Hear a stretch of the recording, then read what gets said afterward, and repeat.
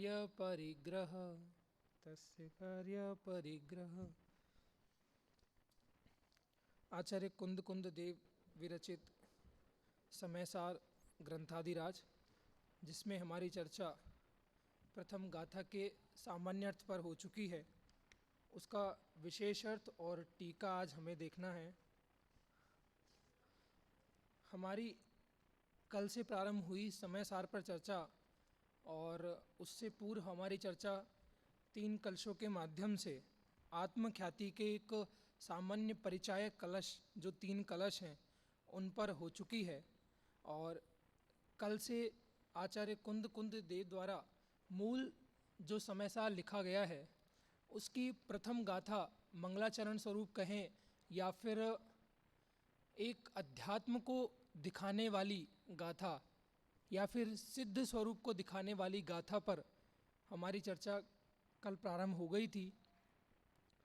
देखिए, समयसार और प्रवचन सार, ये 2 ऐसे ग्रंथ हैं, 2 ऐसे महान ग्रंथ हैं, आध्यात्मिक ग्रंथ हैं, जिसमें एक समयसार में तो सिद्धों को नमस्कार किया है, सिद्धों के स्वरूप को, सिद्धों के द्वारा स्वरूप को बतलाया है, सिद्धों को आधार बनाया है।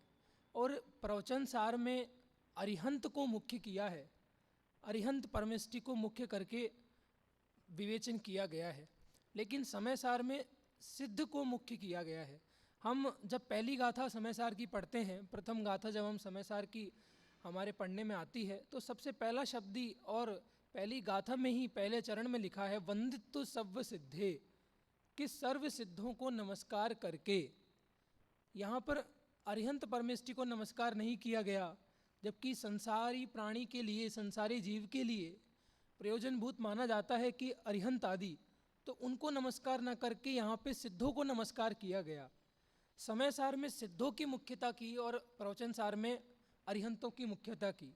ये एक विशेष पॉइंट कह लो या फिर एक आचार्य की एक चिंतन कह लो, उन्होंने सिद्धों को नमस्कार करके अपनी बात को प्रारंभ किया है। पहली गाथा में, प्रथम गाथा में हमने उत्थानिका की चर्चा कर ली थी कि उत्थानिका के माध्यम से आचार्य अमृतचंद्र क्या कहना चाहते हैं। आचार्य अमृतचंद्र ने अपनी गाथाओं के प्रति बहुमान को व्यक्त किया है कि ये गाथाएं हैं, ये एक भगवान के रूप में, भगवान के पर्यायवाची के रूप में, तीर्थंकर के पर्यायवाची के रूप में ये गाथाएं अब अवतरित होती है, गाथाएं आती हैं। उनका बहुमान कितना था, ये उस उत्थानिका के माध्यम से पता चलता है। और बाद में जब वो टीकाएं लिखते हैं, देखिए उनकी उत्थानिका और टीका में ये बहुत एक सूक्ष्म अंतर है, जो भाई साहब अधिक बार बताते रहते हैं कि जब उन्होंने उत्थानिका लिखी तो उत्थानिका में वो यह चीज़ हमें स्पष्ट दिखाई देती है कि वो उत्थानिका स्वयं लिख रहे हैं, ऐसी बात पता चलती है। लेकिन जब वो गाथाओं के टीका लिखते हैं, गाथाओं का स्पष्टीकरण करते हैं, उसमें यह प्रतीत होता है कि जो गाथा है और जो टीका है, वो कुंद कुंद आचार्य एक फ्लो में चल रहे हैं, उन्हीं का वो गद्य रूप में लिखते जा रहे हैं। जब पहली गाथा का हम अंतिम शब्द देखेंगे, अंतिम शब्द लिखा हुआ है यहाँ पे उपक्रम्यते, तो उससे ज्ञात होता है कि आचार्य जो अमृतचंद्र है, उनकी लिखने की शैली ऐसी है कि वो जो टीका है उसको इस प्रकार लिख रहे हैं कि जो समयसार को लिखने के जो कर्ता हैं आचार्य कुंद कुंद देव, उन्हीं के द्वारा वो रचना की जा रही है। ये एक भाषा का वैशिष्ट्य है, भाषा का सौंदर्य है उनका। देखिए, हमारी पहली गाथा पर सामान्य चर्चा हो गई थी, जिसमें हमने गाथा का सामान्य अर्थ देखा था। एक बार गाथा का पुनः पाठ करके एक बार गाथा का सामान्य अर्थ देख लेंगे, ताकि सारी बातें एक बार पुनः हमारे ख्याल में आ जाएगी। देखिए, गाथा का पाठ करते हैं। वंदितु सव्व सिद्धे ध्रुवमचल मणोवमं गदिम पत्ते, वोच्छामि समय पाहुड़ मिणमो सुद केवली भणिदम। देखिए, एक इसमें जो विशेषता बताई गई हैं ध्रुव मचल, इसमें कभी कभार उच्चारण में हम गलती करते हैं कि ध्रुव को ध्रुव पढ़ते हैं, तो वो नहीं होना चाहिए, क्योंकि प्राकृत में ध्रुव नहीं, प्राकृत में ध्रुव होता है। जब संस्कृत छाया में देखेंगे तो उसमें ध्रुव लिखा हुआ है, तो उच्चारण में हमें शुद्धता बरतनी चाहिए। देखिए, गाथा में हमने सामान्य अर्थ देखा था, शब्दशः अर्थ एक बार अपने देख लेते हैं। वंदितु सर्व सिद्धे, सर्व सिद्धों को नमस्कार करके, और वो सर्व सिद्ध कैसे हैं? ध्रुव अचल मनोवमम, ध्रुव अचल और अनुपम गति को प्राप्त हुए ऐसे सर्व सिद्धों को नमस्कार करके वो छामी कहूँगा। समय पाहुड़ मिणमो शुद्ध केवली भणिदम, क्या कहूँगा? शुद्ध समय पाहुड़म, समय पाहुड़ कहूँगा। और वह समय पाहुड़ कैसा है? शुद्ध केवली भणिदम, शुद्ध केवलियों द्वारा कथित है। देखिए, यह जो गाथा है, इस गाथा में प्रत्येक शब्द का अपना अपना एक अलग अर्थ है। देखिए, जैसे वंदित्व जो शब्द वंदित्व सव्य सिद्धे कहा, वंदित्व सव्य सिद्धे है, वो वाक्य पूरा नहीं है। कल भी हमने देखा था कि वंदित्व सव्य सिद्धे का मतलब होता है सर्व सिद्धों को नमस्कार करके। लेकिन जो सव्य सिद्धे है, सव्य सिद्धे में यहाँ चतुर्थी विभक्ति का प्रयोग किया गया है। लेकिन जैसे उसके अगले शब्द में देखते हैं कि ध्रुव मचल मणो वमम, तो हमें पता चलता है कि सिद्धों की विशेषता बताई गई है कि वो सिद्ध कैसे हैं? ध्रुव अचल अनुपम। पढ़ने में ऐसा आता है, लेकिन जब उसका हम व्याकरणिक अर्थ देखेंगे तो उसके अगले शब्द पर ध्यान जाना चाहिए कि अगला शब्द है गदिम पत्ते। जो ध्रुव अचल अनुपम, ये जो तीनों विशेषण बताए गए हैं, वो तीनों विशेषण सिद्ध के नहीं है, सिद्ध जिन गति को प्राप्त हुए हैं उन गति के विशेषण हैं। क्योंकि लास्ट में जो शब्द है, अंतिम में जो शब्द दिया गया है पत्ते, उसमें चतुर्थी विभक्ति है और सर्व सिद्धि में चतुर्थी विभक्ति है। तो सर्व सिद्धि और पत्ते ये दोनों विशेषण विशेष्य है। तो जिन गति को प्राप्त हुए हैं वह गति है ध्रुव अचल और अनुपम, ऐसी गति को प्राप्त हुए हैं। देखिए, अब ऐसी गति को प्राप्त हुए हैं, तो ऐसी गति को प्राप्त होने के बाद में क्या है? वो छामी।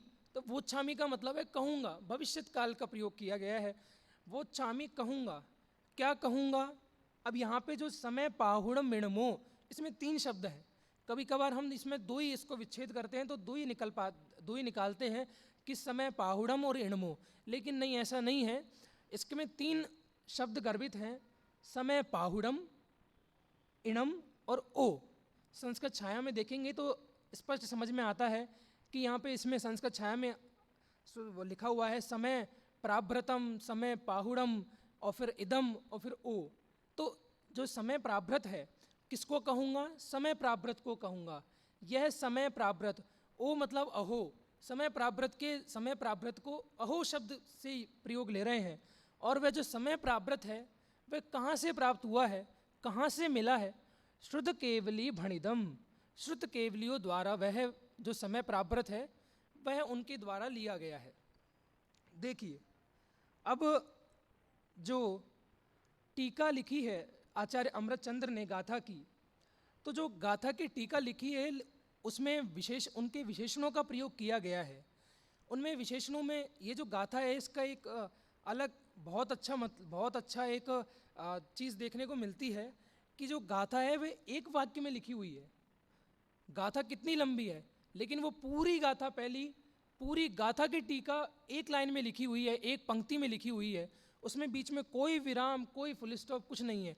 अब जब टीका देखेंगे तो अंतिम में ही पूर्ण विराम मिलता है टीका में। ये लिखने का भी एक अलग मतलब है कि जो गाथा है, वो जो भाव है वो बीच में बिल्कुल नहीं टूटा। जो गाथा का हूबहू भाव है वो टीका में आया है। देखिए, आचार्य जयसेन और आचार्य अमृतचंद्र, इन दोनों की टीकाओं में एक विशेष ये अंतर मिलता है कि जैसे यहाँ पे 3 विशेषता बताई, कौन कौन सी? ध्रुव, अचल और अनुपम। तो आचार्य जयसेन ने तो उन विशेषणों की क्रमशः व्याख्या की है। क्रमशः मतलब नहीं, आचार्य अमृतचंद्र ने उन विशेषणों की क्रमशः व्याख्या की है। लेकिन आचार्य जयसेन ने गाथा में जो प्रथम शब्द आया है, गाथा में प्रथम शब्द क्या आया? वंदित्तु। तो वंदित्तु की सब पहले व्याख्या की है, फिर सर्वसिद्धि की व्याख्या की है। लेकिन आचार्य अमृतचंद्र ने जो विशेषण है, जो मुख्य है, उनकी बातें पहले की है और बाद में उस विशेष की चर्चा की है।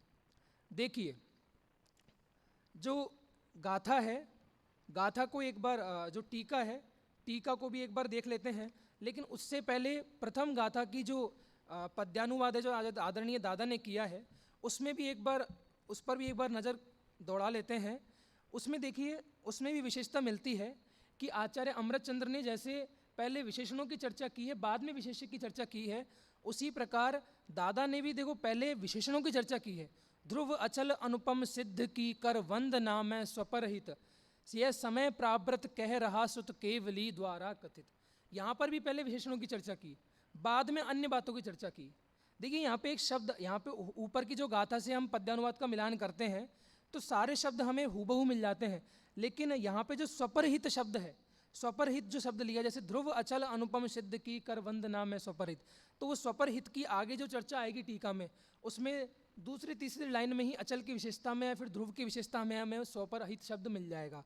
तो आचार्य जयसेन और आचार्य अमृतचंद्र की टीका में बस इतना सा अंतर है कि उन्होंने विशेषणों से चर्चा प्रारंभ की है और आचार्य जयसेन ने गाथा में जो प्रथम शब्द आया है उससे चर्चा प्रारंभ की। देखिए टीका को एक बार पढ़ेंगे और संधि विच्छेद करते हुए टीका को एक बार देखते हैं और उसका सामान्य अर्थ एक बार हम टीका को पढ़ते पढ़ते ही देखते हैं। देखिए, और इस टीका में जितने भी गाथा में शब्द आए हैं उन सारे शब्दों की व्याख्या की गई है। पहले विशेषणों की चर्चा है, बाद में अन्य शब्दों की विशेष चर्चा की गई है। देखिए सबसे पहला लिखा अथ प्रथमतः एव। अब अथ प्रथमतः एव, अथ का मतलब हमने कल देख लिया था, मांगलिक शब्द है, मंगल सूचक शब्द है। अब अर्थ होता है, अब प्रथम तो स्वभाव भाव भूततया ध्रुवत्वम अवलंबमानाम अनादि भावांतर पर प्रतिवृत्ति विश्रांति भवेन चलत्वम उपगताम अखिल उपमान विलक्षण अद्भुत महात्म्यत्वेन अविद्यमानोपमानम्याम अपवर्ग संगिकाम गतिम अपनान भगवत सर्वसिद्धान सिद्धत्वेन साध्यस्त आत्मनः प्रतिछंदस्थानि भावद्रव्यस्तभ्याम स्वात्मनि परात्मनि च निधाय अनादि निधन श्रुत प्रकाशित्वेन निखिलार्थ साक्षात्कारी केवली प्रणीतत्वेन श्रुत केवली भी स्वयं अनुभवत अभिहितत्वेन च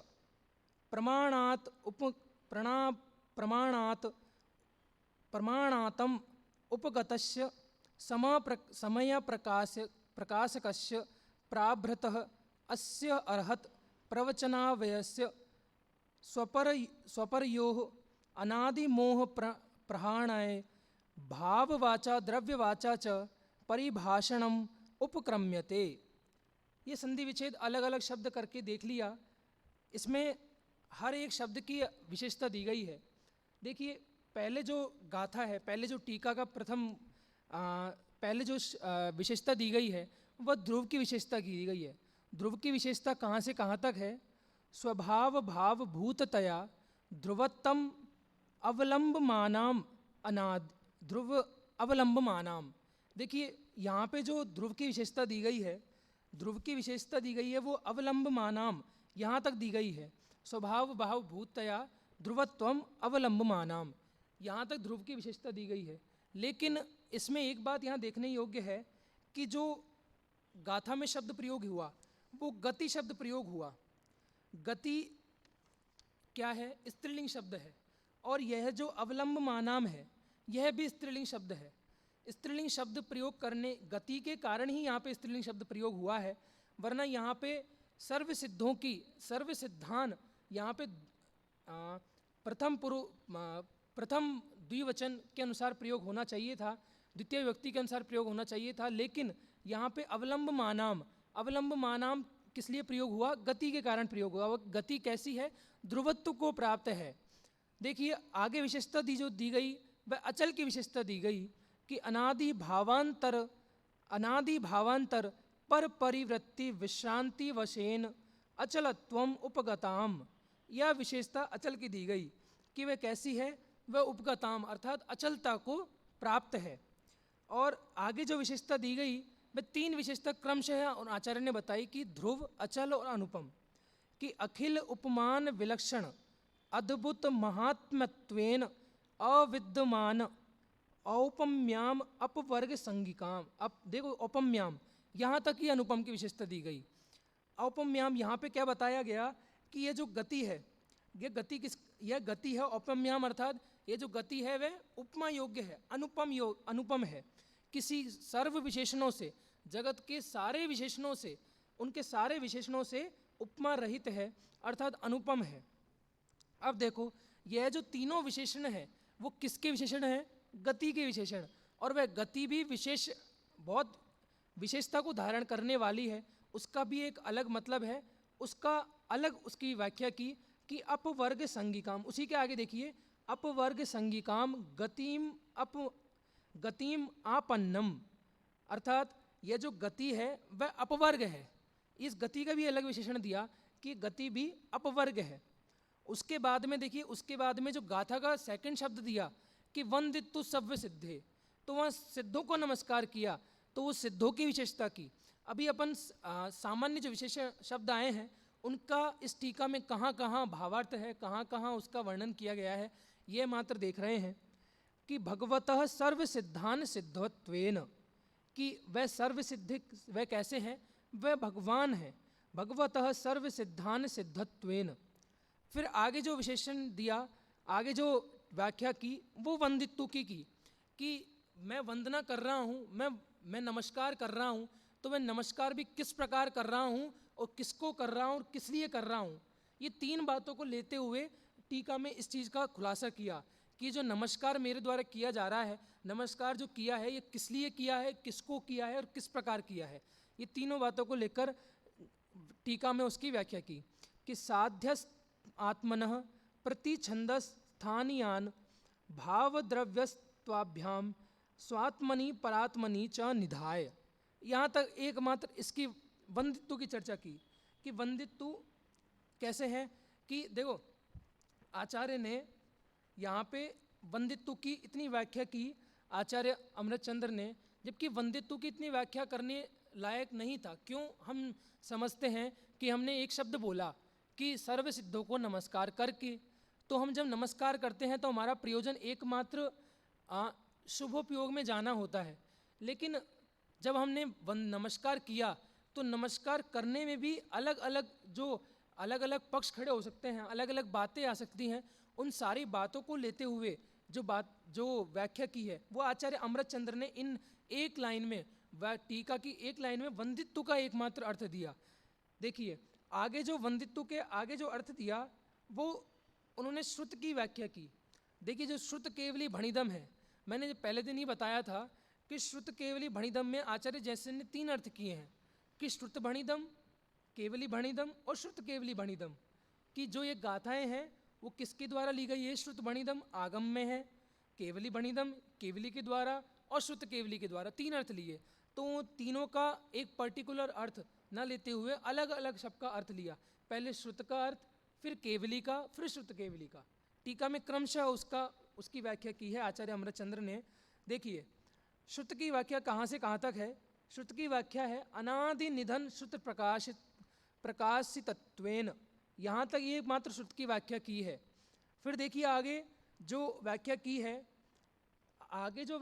वो केवली तक व्याख्या की है कि केवली भणिदम कि निखिलार्थ सार्थ साक्षात्कारी केवली प्रणीतत्वेन।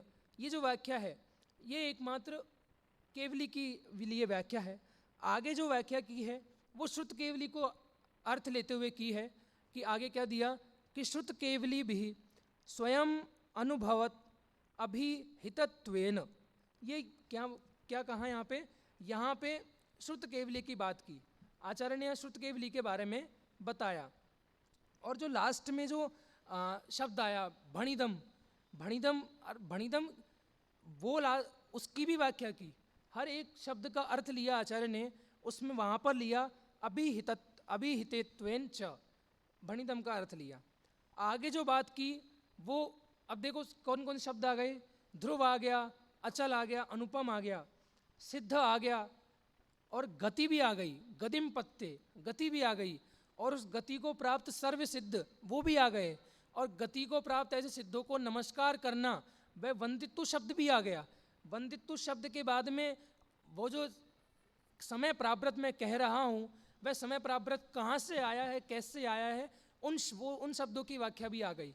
अब आता है कि मैं क्या कह रहा हूँ कि श्रुत केवली भणिदम किम, श्रुत केवली भणिदम ने क्या कहा कि समय पाहुड़म, तो उस समय पाहुड़म की भी व्याख्या आएगी।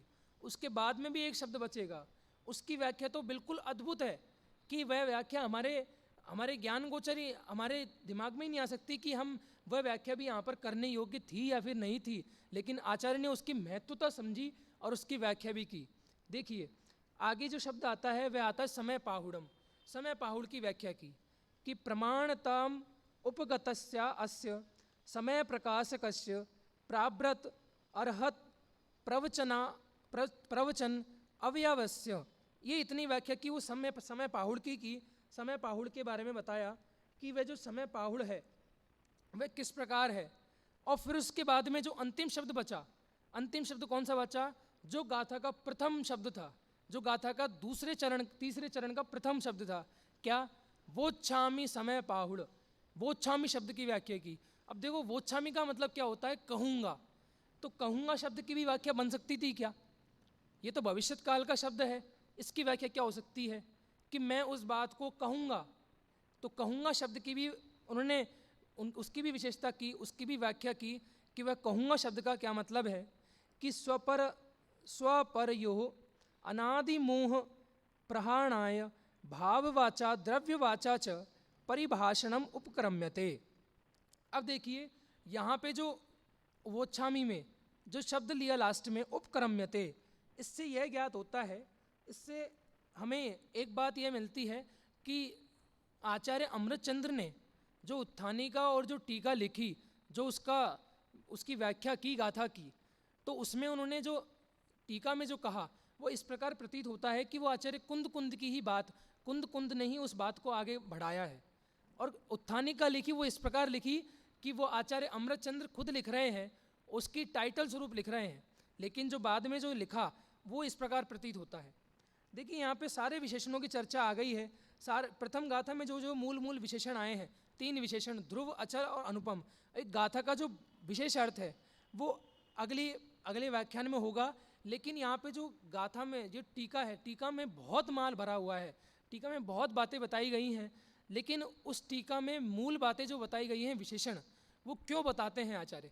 देखिए विशेषण बताने का भी अपना एक औचित्य होता है कि हम किसी को हम आवाज़ देते हैं कि ये गोरे हैं, ये काले हैं, ये छोटे हैं, ये बड़े हैं, तो उससे हम वो एक विशेषण देने से हम अन्य विशेषणों का, हम अन्य बातों का वहाँ पर निराकरण कर देते हैं। आचार्य ने भी यहाँ पर उस गति के 3 विशेषण दिए कि ध्रुव, अचल और अनुपम, उन 3 विशेषण देकर अन्य बातों का निराकरण किया। गति में अन्य गतियों का भी निराकरण हो गया, तो विशेषण देने का भी अपना एक औचित्य है। यहाँ पे आचार्य ने 3 विशेषण दिए और उन 3 विशेषणों को आचार्य अमृतचंद्र ने यहाँ पे उनकी व्याख्या की है। हमने टीका का सामान्य अर्थ तो देख लिया है, टीका का विशेष अर्थ बाकी अगले वक्ता अपने व्याख्यान में करेंगे। अभी की बात को यहीं विराम देते हैं, बाकी की चर्चा यथासमय।